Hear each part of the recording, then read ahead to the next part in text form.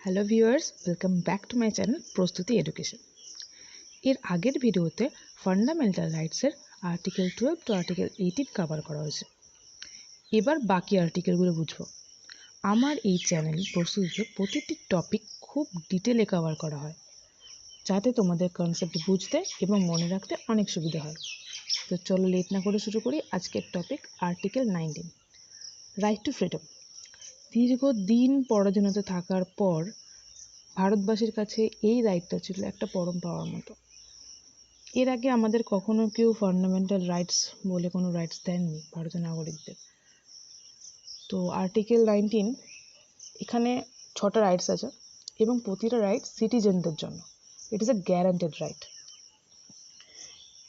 আর কি বলছে, নাগরিকদের সুবিধার সাথে সাথে স্টেটের কিছু রিজনেবল রেস্ট্রিকশনও এখানে ইম্পোজ করা হয়, যাতে সেই সুবিধাটা, যে নাগরিকদের সুবিধাটা দিয়েছে, তার কোনো বাজেভাবে ইউজ না হয়, মিসইউজ না হয়। তার জন্য কিছু রেস্ট্রিকশনও রয়েছে।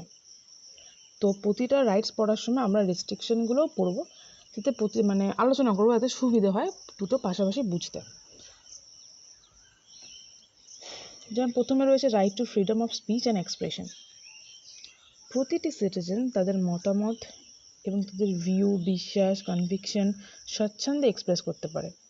কিভাবে? By writing, by mouth, by printing, picture বা অন্যান্য যে কোনোভাবে।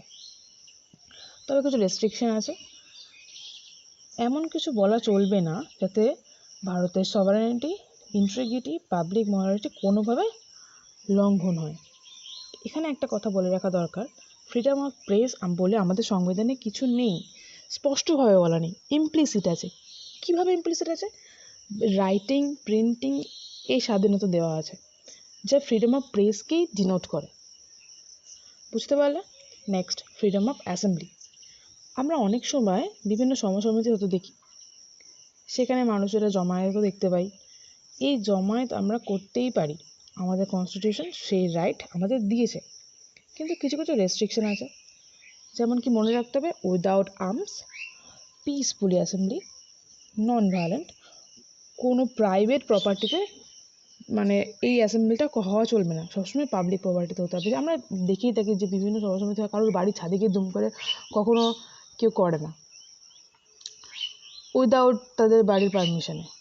কিন্তু বিভিন্ন পাবলিক প্লেসে, যেমন গভর্নমেন্ট যে প্লেসগুলোকে নির্ধারণ করে রাখে, সেইগুলোতে হয়। এরপরটা ফ্রিডম অফ অ্যাসোসিয়েশন। আমরা যে কোনো রকম association like cooperative society, political party, ইউনিয়নে জয়েন করতে পারি আমাদের পছন্দ মতো। আমাদের জোর করে কেউ আমাদের এতে ইনভলভ করতে পারবে না, আমাদের ইচ্ছে যদি হয় তবেই। Freedom of movement and residence একবারে কভার করবো, কারণ কি মুভমেন্টের সঙ্গে রেসিডেন্সের একটা যোগ আছে। আমি যেখানে খুশি ঘুরতে যেতে পারি, হয়তো গিয়ে দেখলাম আমার সেই জায়গাটা ভালো লাগছে, এমনই ভালো লাগলো যেখানে আমি ওখানকার পার্মানেন্ট রেসিডেন্ট হয়ে গেলাম, এরকম একটা ব্যাপার, সেটেল হয়ে গেলাম। তো সেটাও আমাদের কনস্টিটিউশন রাইট দেয়, যে কোনো জায়গাতে আমরা যেতে পারি, সেটেল হতে পারি। কিন্তু কিছু রেস্ট্রিক্টেড এরিয়া আছে, লাইক ন্যাশনাল পার্ক, তারপর আর্মিদের কিছু প্রোটেক্টেড এরিয়া, এইগুলো ছাড়া, গভর্নমেন্ট প্রোটেক্টেড এরিয়াগুলো ছাড়া আমরা যে কোনো জায়গাতে যেতে পারি। Supreme court held that the freedom of movement of prostitute can be restricted on grounds of public health and in the interest of public moral. কি বলছে? প্রস্টিটিউট এলাকায় যাওয়াতে থেকে সুপ্রিম কোর্ট আমাদের বাধা দেয় কিছু ক্ষেত্রে। এর কারণ কি? পাবলিক হেলথ এবং পাবলিক মরালিটির জন্য। Freedom of profession. প্রত্যেক নাগরিক তাদের পছন্দ মতো অকুপেশন, ট্রেড, বিজনেস চুজ করতে পারে তাদের জীবন ধারণের জন্য। কিছু কিছু রেস্ট্রিকশন আছে, যেমন একটি লোক যদি কোনো প্রফেশন চুজ করে, তার জন্য সেই প্রফেশনের যোগ্য হতে হবে। ধরো কেউ একজন হাই স্কুলের টিচার হতে গেলে তাকে মিনিমাম গ্রাজুয়েট হতে হবে, বিএড কোয়ালিফাইড হতে হবে, তারপরে স্টেট যে এক্সামটা নেবে এসএসসি, সেটা কোয়ালিফাইড হতে হবে, তবে গিয়ে সে টিচার হতে পারবে।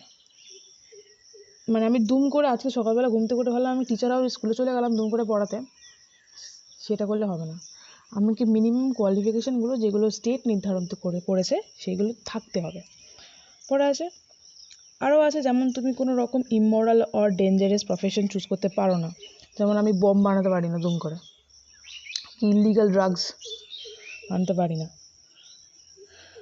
State strictly prohibited them through licence. কীভাবে প্রোহিবিট করবে স্টেট? লাইসেন্সের দ্বারা।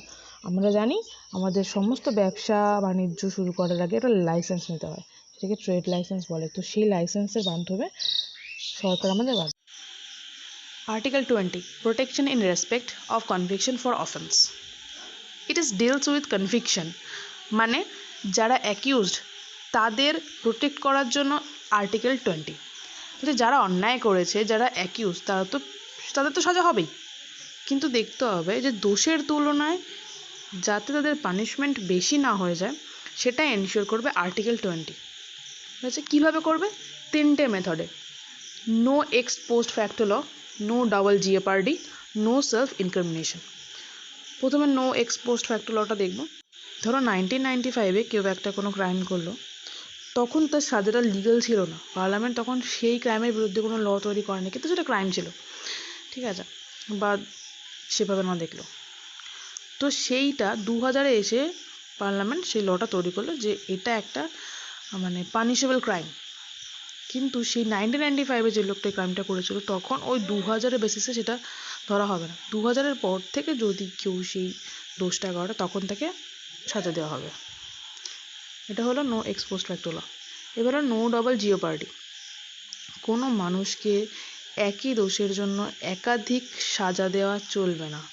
মানে প্রথমে কারোকে শোনানো হলো যে যাবজ্জীবন কারাদণ্ড সেই একই অপরাধের জন্য, আবার তাকে ফাঁসিতে ঝোলানো হলো, এটা হবে না। তা বলছে নো সেলফ ইনক্রিমিনেশন।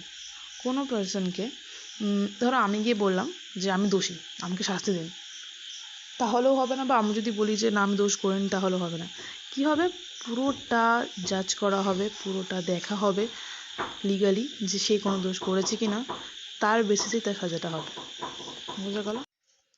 এটা ছিল আর্টিকেল 20। এবার দেখবো আর্টিকেল 21। ডিগনিটির সাথে বেঁচে থাকার জন্য যা যা রকম প্রয়োজন, যেমন ধরো হেলথ থেকে শুরু করে, শিক্ষা থেকে শুরু করে, পানীয় জল, মুক্ত হাওয়া, এই সমস্ত কিছু আছে। 34টা আছে, ঠিক আছে, তোমরা তোমার বই থেকে পড়ে নিও, কিন্তু মানে ব্যাপারটা আমি বোঝাচ্ছি যে এরকম ইলেকট্রিসিটি থেকে শুরু করে উমেনদের ঠিকঠাক ট্রিটমেন্ট, এই সমস্ত কিছু আছে 21 নম্বর আর্টিকেলে। আর কি বলছে? এই যে প্রসিডিউর এস্টাবলিশ বাই ল কথাটা আছে, এইটার অর্থ হলো আদালত শুধু বিচার করবে সেই পদ্ধতিতে কোনো ব্যক্তির স্বাধীনতার অধিকার ক্ষুণ্ণ হচ্ছে কিনা সেটা দেখবে, এবং তা বিধিবদ্ধ মানে বৈধ আইন অনুসারে করা হয়েছে কিনা সেটা দেখবে। প্রসিডিউর এস্টাবলিশ বাই ল, যেই লটা প্রসিডিউর মাধ্যমে হচ্ছে বৈধ আইন অনুসারে করা হচ্ছে কিনা সেটা। 22 নম্বর আর্টিকেল বলছে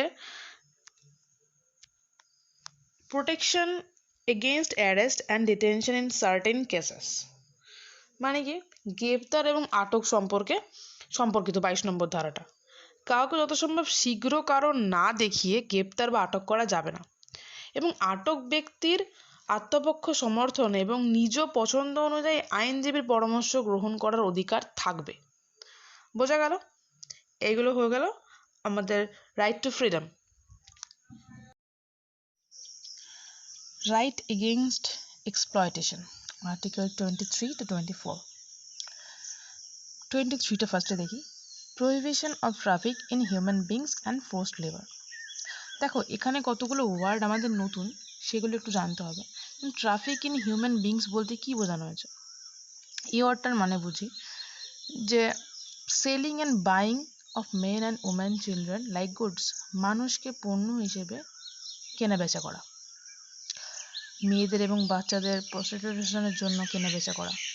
ইট is A prohibited depth system, slavery, এই সবগুলোই আর্টিকেল 23 অনুযায়ী স্ট্রিক্টলি নিষিদ্ধ, কোনোভাবেই করতে পারবে না। পরের ওয়ার্ডটা কি বলছে? বেগার, মানে বিনা পারিশ্রমিকে বা ন্যায্য পারিশ্রমিক ছাড়া কারোকে জোর করে কাজ করাতে বাধ্য করা যাবে না, অর্থাৎ ফোর্সড লেবার। এবার ফোর্সড লেবারটা কি? ফোর্স কীভাবে হতে পারে? মেন্টালি হতে পারে, ফিজিক্যালি হতে পারে, ইকোনমিক্যালি হতে পারে। সমস্ত রকম ফোর্স থেকে আর্টিকেল 23 আমাদের প্রোটেক্ট করে। এই সূত্রে 1976-এ the bonded labour system abolition act pass হয়।